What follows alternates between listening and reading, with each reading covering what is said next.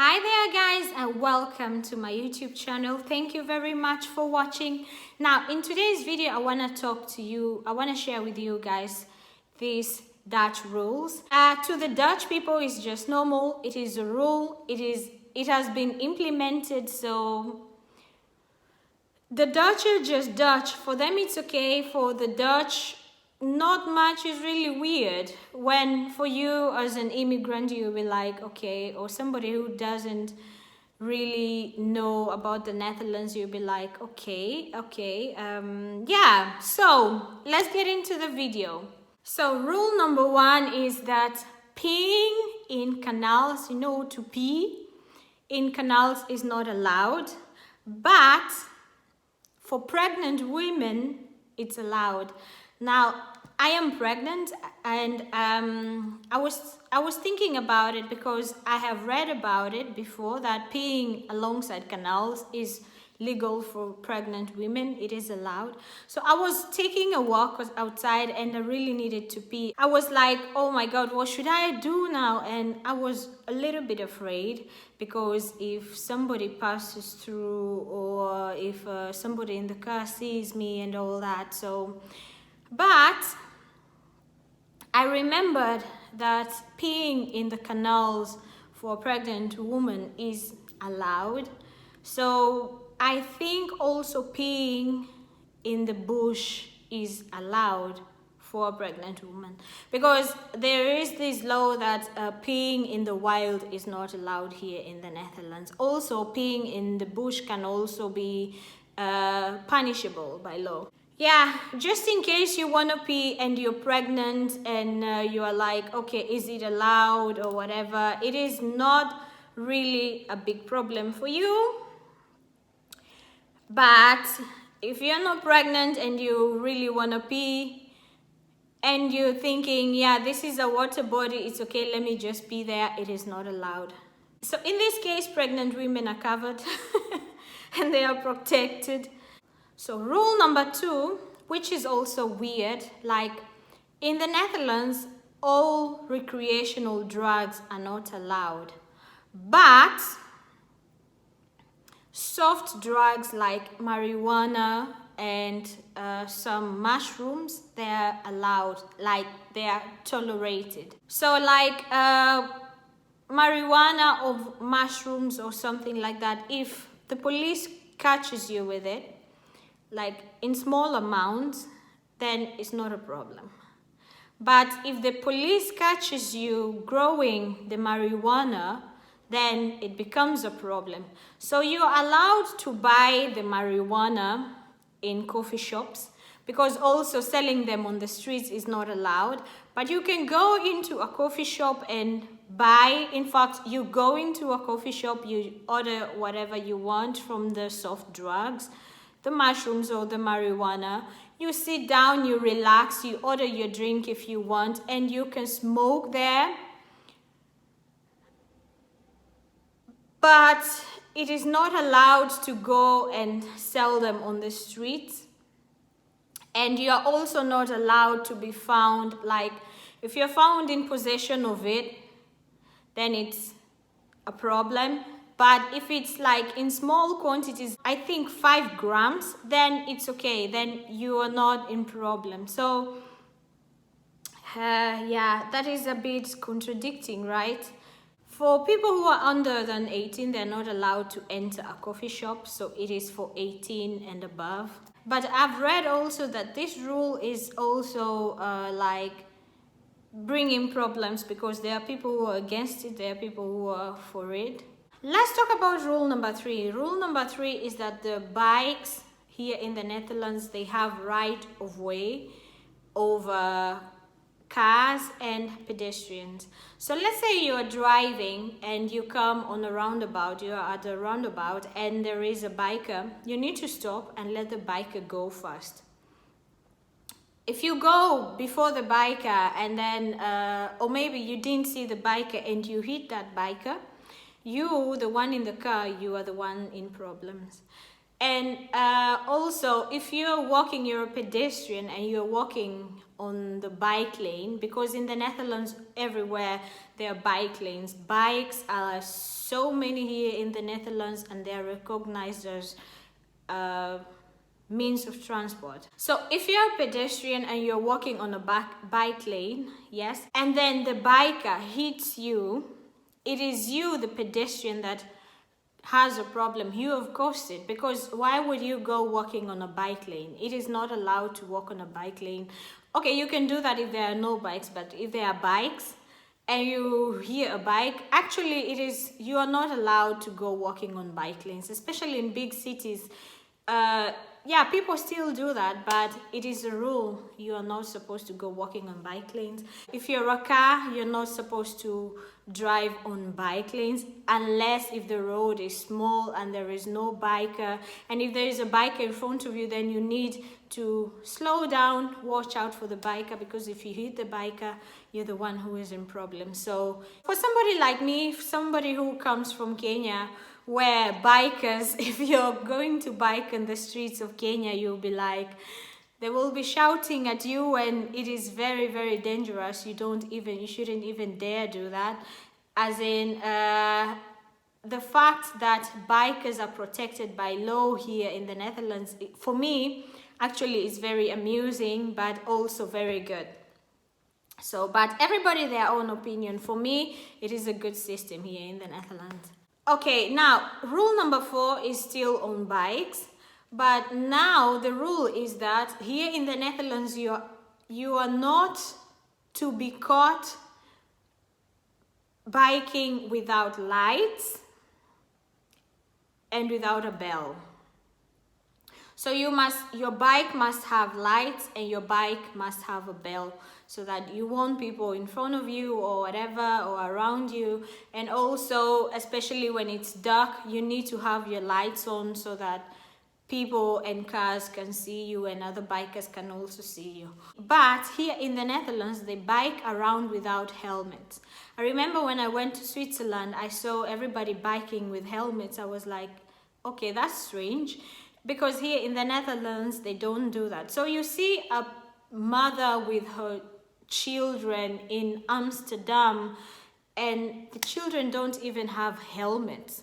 So it is a little bit contradicting this rule also, because if an accident happens, then you fall down, then your head is not protected. That is much more dangerous than putting on light or, having a bell or not. Yeah, I don't know. It is a bit contradicting. Yeah, for a Dutch person, maybe for you it is just straightforward. That's how it's always been. But for somebody coming from another country, you are like, okay. Especially if you never biked in your own country, and when you come to the Netherlands, it is actually, you must learn how to bike, because that is what the Dutch people do. They bike. You will be like, okay, and where is my helmet? But in the Netherlands, the Dutch people, I think they are superheroes actually, Dutch people. They go in Amsterdam, in a very busy city, they go biking, they cross each other like this, they cross people like this. Oh, if you see it, the first time you are like, oh my God. But yeah, Dutch people are superheroes. Dutch people are bike superheroes actually. So yeah, another weird rule from the Dutch, I guess. Rule number 5, yeah, so every first Monday of the month, if you're Dutch, you already know what I'm getting at. Every first Monday of the month at 12 o'clock noon, not 12 o'clock in the night, but 12 o'clock noon, you hear a very, very weird sound of an alarm. It is very loud. So this happens every single month on the first Monday of the month at 12 o'clock. I can remember very well how it felt when I heard that alarm it was in 2015 the first time that I moved to the Netherlands. And then all of a sudden one time I heard that alarm and I was like, oh my God, Jesus, what is that? Are we under attack? Is it the Netherlands, are they like trying to warn us, like, should we stay inside? What should we do? Is it a terrorist attack? And at that time I was coming from Kenya. We had so many problems with terrorist attacks from Al-Shabaab. Al-Shabaab is a group of terrorists. I think some of you know about it.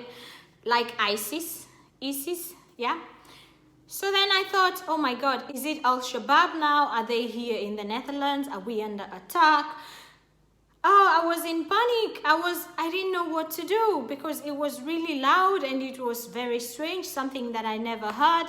And then I called my husband and then he told me, yeah, that is normal. Every first Monday of the month at 12, they test out the alarms, and these alarms are the ones that are going to use during emergencies. The alarm takes about 1 minute, 30 seconds, so 1.5 minutes. The alarm just you get used to it. So the Dutch people are used to it. So what if on the same day, at the same time, something happens and that alarm rings and we are just like, oh yeah, it is just the normal protocol, and actually something bad is happening? Because we are used to it. We are used to hearing it every Monday at 12 o'clock every month. So what if really there is something happening and we are just assuming, oh, that is just protocol. Oh, yeah, that is gewoon normaal. Yeah. Last but not least, number 6. Rule number 6 is about hunting. So here in the Netherlands, to be able to hunt, let's say for pigeons, rabbits, deer, I cannot say the big 5 because here they don't have the elephants or to hunt for tasks. Because some of them just do it for fun because they like to shoot things.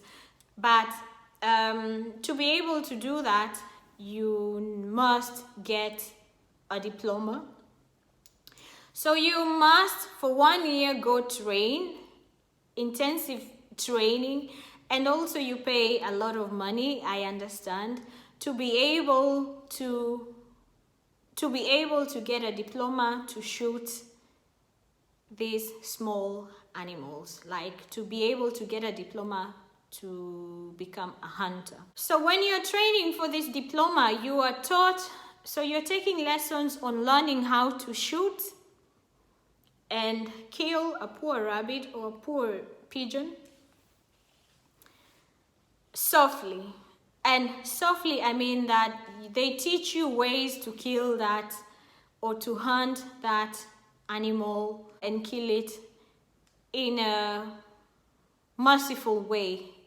I don't know if that makes sense. Like they teach you how to hit that animal at some place, like it dies quickly and with less pain. That is a rule here in the Netherlands. So if you want to become a hunter, you must have a diploma. So the point here is that you, a hunter, you have a permit, and you get that permit only if you have like a shooting ground. Not that you go everywhere, like you don't come here where we live in the village and you start shooting all the rabbits here. No, you need to have a ground where you be going to shoot or something like that. Otherwise, you don't also get a diploma. And then you have a permit to shoot a pigeon or a deer. But you need to make sure when you shoot it, you don't inflict so much pain. But the idea behind it is that you're shooting it to kill it. Yeah. That does not really make sense, or does it? I would like to hear your points, and I would also like to hear what rules you have to share with me, and do that in the comment section below. I love hearing from you guys, okay? So I want to say thank you very much for watching this video. I hope that you have enjoyed this video, and if there was a place that I was wrong, please correct me. That's why I'm here, for you to correct me and for you to teach me also things that I think I knew, or maybe things that I don't know at all. And guys, thank you very much for watching this video. Let me say that again because I do appreciate you. If you haven't subscribed to my YouTube channel, please go ahead and do that. Really, you will be helping me big time. I always say that because I mean it. And share my videos, and like this video, and comment below, and I will see you guys in the next video. Bye bye.